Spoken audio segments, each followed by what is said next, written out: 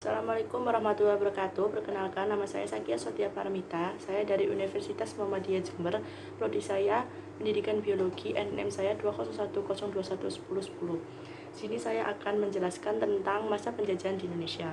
Yang pertama ada masa penjajahan Portugis. Sebenarnya latar belakang Portugis datang ke Indonesia itu bukan karena menjajah Indonesia, tetapi mereka hanya untuk berdagang.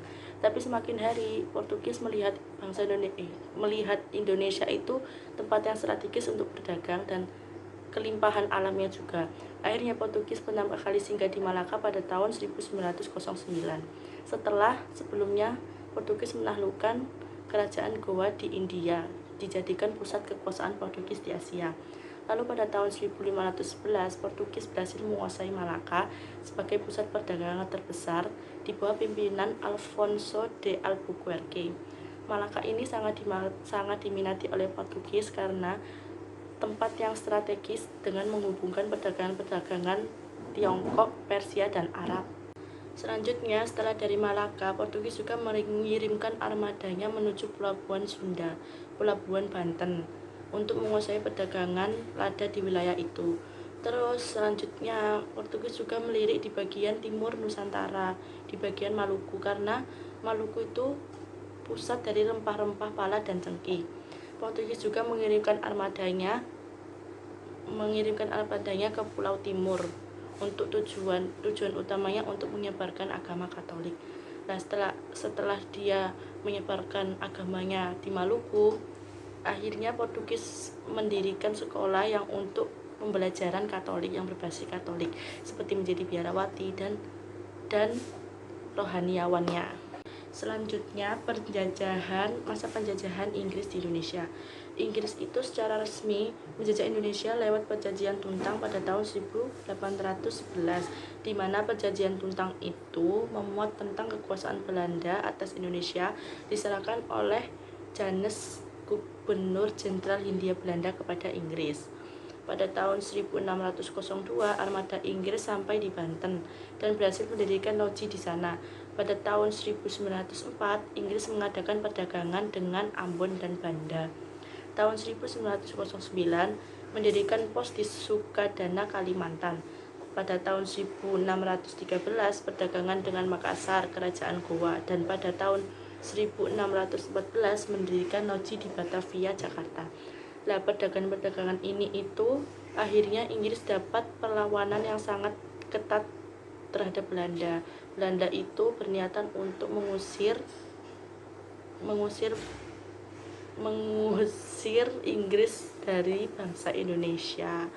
Terus Indonesia itu kan sudah dijajah oleh Inggris pada tahun 1811.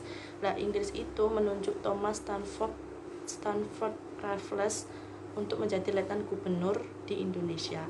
Nah, kebijakannya Raffles di Indonesia itu antara lain: 1. Jenis menyerahkan wajib pajak dan rodi harus dihapuskan. Rakyat diberikan kebebasan untuk menentukan tanaman yang ditanam. Ketiga, tanaman merupakan milik pemerintah dan petani dianggap sebagai penggarap tanah tersebut. Keempat, bupati dianggap sebagai pegawai pemerintah. Nah, ini yang kebijakan Raffles itu dinamakan sistem Ladren. Nah, sistem Ladren ini memiliki ketentuan antara lain: 1. Petani harus menyewa tanah meskipun dia adalah pemilik tanah tersebut. 2. Harga sewa tanah bergantung kepada kondisi tanah. 3. Membayar sewa tanah dilakukan dengan uang tunai. 4. Bagi yang tidak memiliki tanah dikenakan pajak kepala. Yang ketiga ada masa penjajahan Belanda. Penjajahan Belanda tak lepas dari sejarah kebangkrutan VOC yang sebelumnya membuka industri dagang di Nusantara.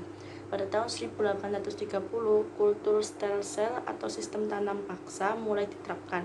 Dalam sistem ini, para rakyat pribumi dipaksa menanam hasil-hasil perkebunan yang menjadikan permintaan pasar dunia seperti teh, kopi, dan lain-lain. Sistem tanam paksa ini membawa kekayaan yang besar kepada para pelaksananya, baik pihak Belanda maupun orang Indonesia. Tetapi sistem tanam paksa ini merugikan bagi para pekerjanya.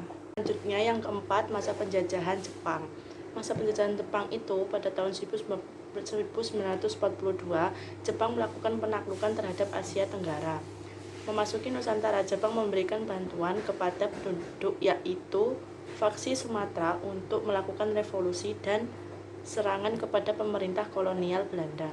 Nah, dari sini itu Jepang itu sudah mulai mendekatkan diri kepada masyarakat agar mereka percaya bahwa Jepang itu datang dengan baik-baik.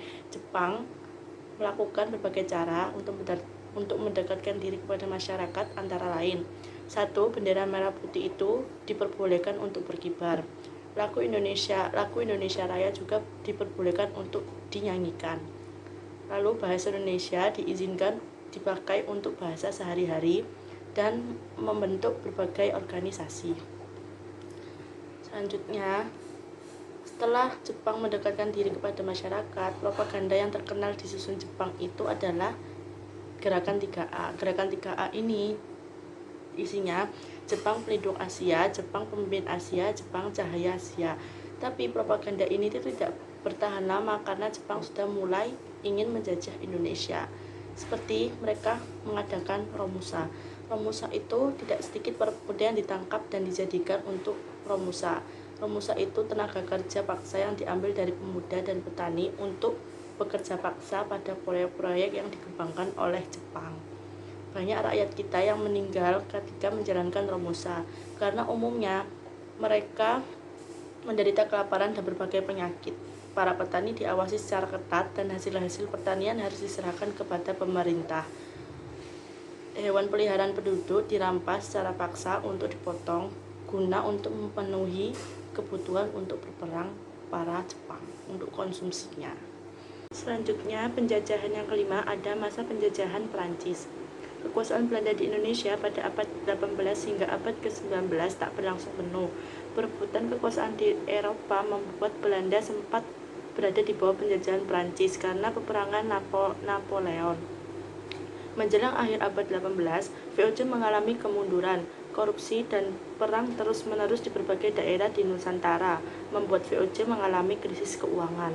Pada tahun 1786, Teheran yang mengatur operasi VOC di Indonesia dibubarkan. Teheran diganti oleh Komit baru, tapi VOC ini nggak lama karena pada tanggal 1 Januari VOC dibubarkan. 1 Januari tahun 1800. Setelah VOC dibubarkan, operasional VOC di Nusantara diambil oleh pemerintah Hindia Belanda selama 3 tahun, yakni tahun 1808 dan 1811. Dendels menjadi gubernur jenderal Hindia Belanda. Di masa kepemimpinan Dendels, rakyat dan penguasa-penguasa setempat diperlakukan dengan sewenang-wenang. Para raja di Jawa dipaksa untuk mengabdi kepada Belanda. Kebijakan yang paling kontroversial adalah pembangunan jalan anyar hingga menaruhkan banyak korban. Lalu yang terakhir ada masa penjajahan Spanyol. Spanyol itu sempat menguasai kerajaan-kerajaan Nusantara di Indonesia. Spanyol hanya sempat bersaing dengan Portugis di Maluku. Jadi Spanyol sama Portugis itu sempat berebut kekuasaan dalam perdagangan monopoli di Maluku. Bahkan Spanyol sebenarnya telah berlayar lebih dulu dibandingkan Portugis. Namun pelayar Spanyol tidak berhasil menemukan kepulauan rempah-rempah. Kerajaan Tidore menyambut baik kedatangan Spanyol. Mereka menjadikan Spanyol sebagai sekutu. Saat itu Tidore tengah bermusuhan dengan Portugis yang bersekutu dengan Ternate. Kedatangan Spanyol itu menjadi ancaman bagi Portugis sebab saat itu Portugis bermonopoli perdagangan di Maluku. Portugis dan Spanyol pun bersaing dan memanfaatkan permusuhan kerajaan lokal. Pada tanggal 22 April 1529, keduanya sepakat lewat perjanjian Saragossa. Perjanjian Saragossa itu berisi Spanyol harus meninggalkan Maluku dan memusatkan kegiatannya di Filipina. Portugis tetap melakukan aktivitas perdagangan di Maluku. Spanyol dibantu Tidore sempat berperang melawan Portugis yang dibantu Ternate. Namun Spanyol akhirnya angkat kaki dan Portugis kembali memonopoli perdagangan di Maluku. Sekian presentasi dari saya. Kurang lebihnya mohon maaf. Assalamualaikum warahmatullahi wabarakatuh.